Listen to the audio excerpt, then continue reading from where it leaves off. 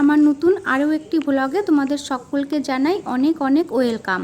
তো কেমন আছো তোমরা সবাই? আশা করছি সবাই খুব ভালো আছো, সুস্থ আছো, আর আমিও খুব ভালো আছি। আজকে হচ্ছে 1 জানুয়ারি, বছরের প্রথম দিন। তো আমার সকল বন্ধুদের জানাই নিউ ইয়ারের অনেক অনেক শুভেচ্ছা আর ভালোবাসা।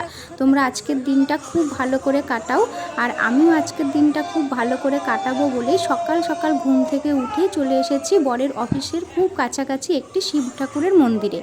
বছরের প্রথম দিন বাবা ভোলানাথকে দর্শন করে তবে দিনটা আজকে শুরু করা যাক। তো দেখতে থাকো ব্লগটা, আশা করি তোমাদের ভালো লাগবে। এই মন্দিরটার নাম হচ্ছে পাতালেশ্বর শিব মন্দির। আর সকাল সকাল বাবা পাতালেশ্বরকে দর্শন করে মনটা ভীষণ ভালো হয়ে গেল।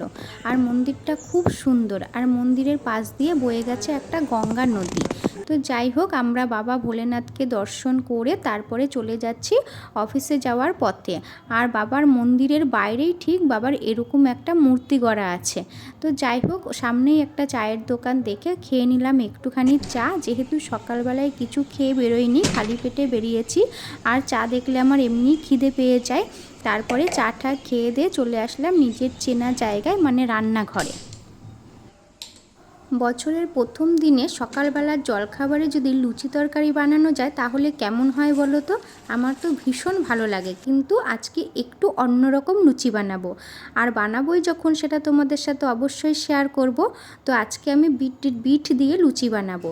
আর বিটের লুচি বানানোর জন্য আমি একটা ছোট সাইজের বিটকে ছোট ছোট টুকরো করে কেটে নিয়ে সেটাকে একটু গরম জলে ভাপ দিয়ে নিয়েছি। তার কারণ বিটের যে কাঁচা গন্ধটা থাকে সেই গন্ধটা যেন না পাওয়া যায়। তারপরে ময়দা মাখতে যা যা লাগে, নুন, চিনি আর একটু সামান্য তেল দিয়ে বিটের পেস্টটা দিয়ে খুব ভালো করে ময়দাটাকে মেখে নেব। এবার ময়দাটা আমার মাখা হয়ে গেছে, এর মধ্যে সামান্য তেল মাখিয়ে 10 মিনিটের জন্য রেখে দেব।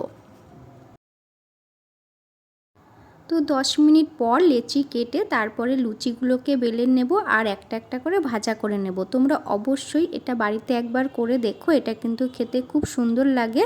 আর বিট তো এমনিতে একটু মিষ্টি, তাই লুচিটা একটু মিষ্টি মিষ্টি লাগে, যদিও আমি ময়দা মাখার সময় 1 ফোঁটা চিনিও দিয়েছি। আর যারা বিট খেতে একদমই পছন্দ করো না, বিশেষ করে বাচ্চারা, ওরা তো একদমই বিট গাজর এসব খেতেই চায় না, আর আমার ছেলে তো একদমই খায় না, তো তাদের জন্য বলবো যে অবশ্যই এই লুচিটা করে বাচ্চাদেরকে খাওয়াতে পারো। তো তোমাদের সাথে কথা বলতে বলতে তৈরি হয়ে গেছে আমার গরম গরম বিটের লুচি আর হচ্ছে সাদা আলুর তরকারি। তো চলো এবার সকালের জলখাবারটা খেয়ে নিই।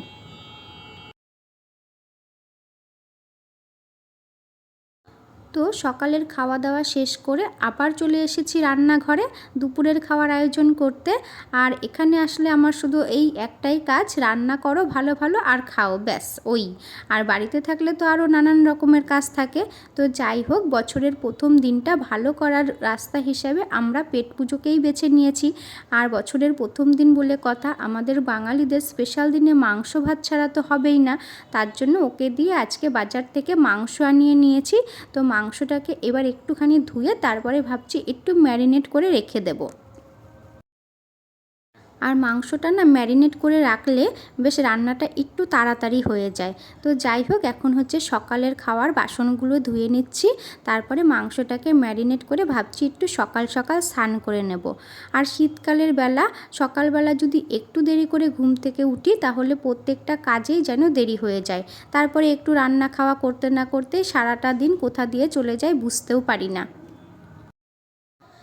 যদিও আজকে বেশি কিছু নেই রান্না করার, মানে বেশি কিছু নেই না, রান্না করব না আর কি।